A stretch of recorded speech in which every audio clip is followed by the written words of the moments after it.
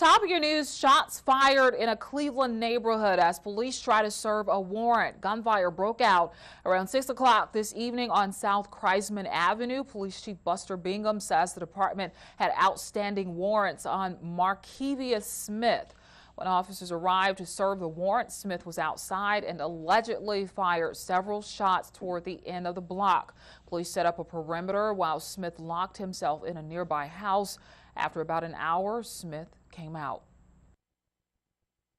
After a brief standoff, we were able to make contact with this subject, and we talked to him and convinced him that the best thing to do is to come out, and everything would be better that he come out, and that's what he did. He came out, he surrendered, and we were able to end this peacefully without anyone getting hurt, and that's what we want to do. We always want to make sure no one gets hurt. All right, that was Cleveland Police Chief Buster Bingham. Well, Smith is charged with 1 count of aggravated assault from the warrant. Additional charges are pending further investigation. In other news, a Delta store chain raising money to help local law enforcement. Fred's Pharmacy has begun its 14th annual Hero Hats campaign. Over the next few weeks, customers at all Fred's stores will be asked to help local police, fire, and sheriff's departments. Sales of Hero Hats will contribute to the fundraising. Since 9/11 happened, the next year in 2002, Fred's decided to try and do something to honor first responders, and this is an initiative that we came up with. Fred stores collected more than $230,000 last year. Since Hero Hats began in 2002, Fred's has donated more than $2.5 million. And some local law enforcement could be getting some new funding. The Greenville Police Department just got some help toward its narcotics unit. The unit receiving more than $9,000 for supplies and equipment, which the Greenville City Council accepted at this morning's meeting. Greenville PD leaders say this money will not just help the department, but the city as a whole. Well, if you need a job, listen up. The Governor's Job Fair Network will get underway at the LeFlore County Civic Center in Greenwood tomorrow from 9 to 1. Over 45 companies will be on hand accepting resumes. Organizers say you should have a resume ready and be prepared for an interview. You actually meet people representing businesses that got those jobs at that job fair the year before. So we are seeing that happen quite a bit, and it is very encouraging to know that, hey, this is real. You can walk in and walk out with that opportunity to really change your life or your family's life.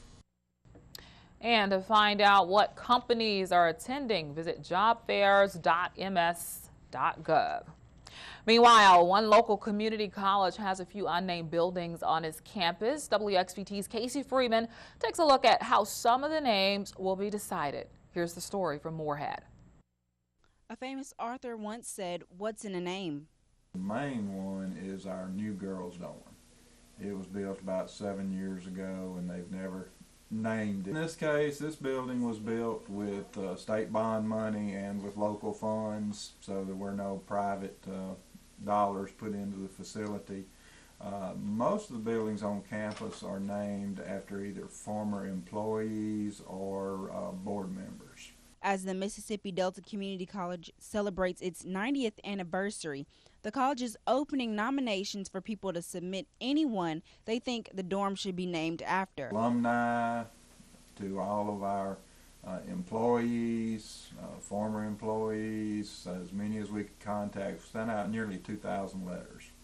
And like I said, students have an opportunity. I've actually heard from several students already that have suggested some of our teachers as people to be honored in this process. So we're getting applications in already.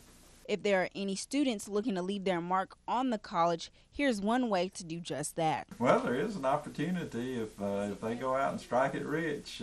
We do have part of our criteria is that if they've contributed substantially to the funds for a building, that they can have it named in their honor. So we would welcome that.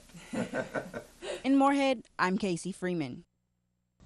And if there is someone you'd like to submit, log on to www.msdelta.edu/naming. The deadline to submit nominations is September 5th.